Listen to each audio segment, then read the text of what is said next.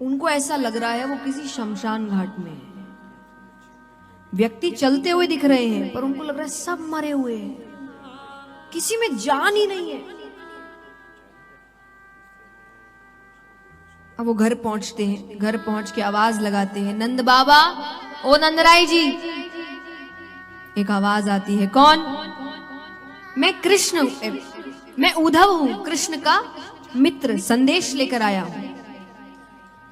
तो एक व्यक्ति बाहर आता है, दुबला पतला शरीर, आंखें अंदर तक धसी हुई, कांपती हुई आवाज, झुर्रियां पड़ गई है।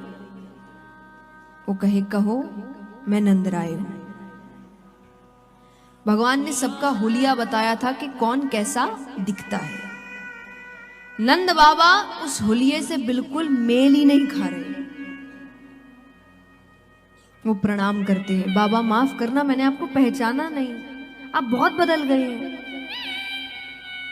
वो कहते, आओ अंदर आओ। बैठाते हैं। वो कहते, थके हुए लग रहे हो, भूख लगी होगी, मैं भोजन लेकर आता हूं। लेकर आता हूं, उनके खुद के घर में कुछ नहीं। तो उनके जाने के बाद उद्धव जी रसोई घर देख रहे हैं कि अपने घर से खाना क्यों नहीं लेकर आ रहे। नंद बाबा के रसोई घर में जाले पड़े हुए हैं, यानी जब से कृष्ण गया इस घर में खाना ही नहीं बना।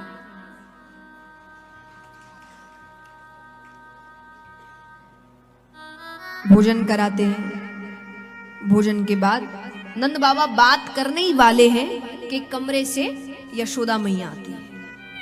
अरे किससे बात कर रहे हो? दूर से देखती है। जैसा मैंने कहा, उद्धव जी को कोई दूर से देख ले तो एक बार के लिए क्या लगे, उनका तो हृदय ऊपर, वो जोर से चिल्लाए, कन्हैया तू आ गया। नंद बाबा का कन्हैया नहीं है, मित्र है, संदेश लेकर आया है। यशोदा मैया कहे, कन्हैया जब छोटा था, जब वो रोता था, मैं सब काम छोड़कर उसको गोद में लेती थी। वो रोए ना, मैं उसको रोते हुए नहीं देख सकती थी। मैंने किसी काम को महत्व नहीं दिया उसके आगे। आज उसकी मां कब से रो रही है, उसके पास समय नहीं है, एक मित्र को भेजा है। उद्धव जी कहते, मैया अब कन्हैया को खुदगर्ज मत समझना, वो आप सबको बहुत याद करता है। मैं जब यहां आ रहा था, जब भगवान पहली बार मथुरा आए थे, तो देवकी माता ने यशोदा मैया से बातचीत करी थी कि क्योंकि नया नया है ना, उनको पता नहीं है, तो उन्होंने कहा कैसे, क्या खाता है, कैसा स्वभाव है, क्या करूं उसके लिए, किस चीजों का ध्यान रखूं। अब इन्होंने वापसी में जवाब भेजा है।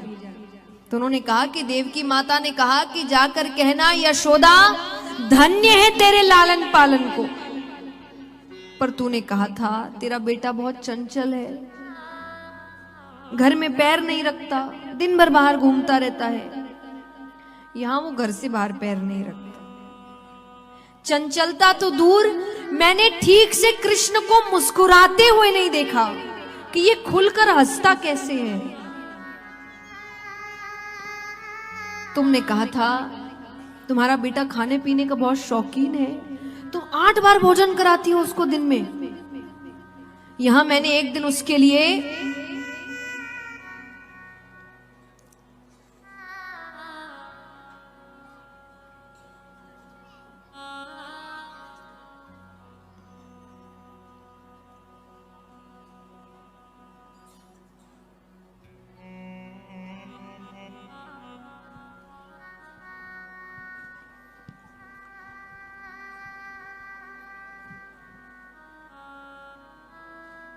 वो कहे कि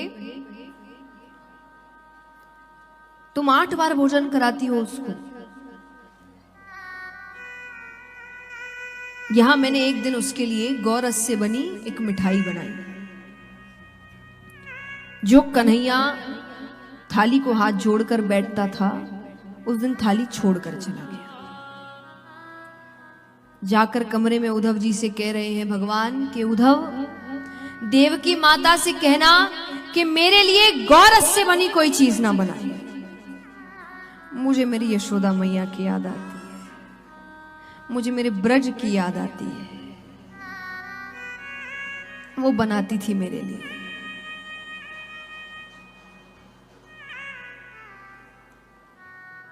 ठीक है, आप इधर देखिए, आइए।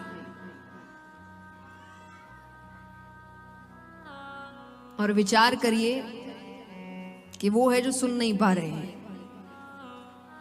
हम सौभाग्यशाली कि यहां बैठे हैं, तो हमारी जिम्मेदारी बनती है कि हम उसका ध्यान रखें। कितना कथा सुनने की इच्छा है लोगों के अंदर, और हम सामने बैठे हैं, इस प्रांगण में बैठे हैं, तो हमारी जिम्मेदारी ज्यादा बनती है शांति भी बना के रखने की और मर्यादा में भी रहने की।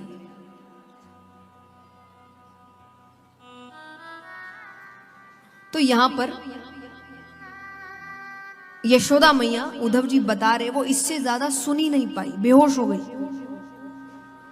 नंद बाबा उनको उठाकर सुला देते हैं। नंद बाबा कहिए इतनी देर आराम करती है जब तक बेहोश रहती है, वरना ये पागलों की तरह पूरे ब्रज में घूम रही है, हर घर जाती है माफी मांगने।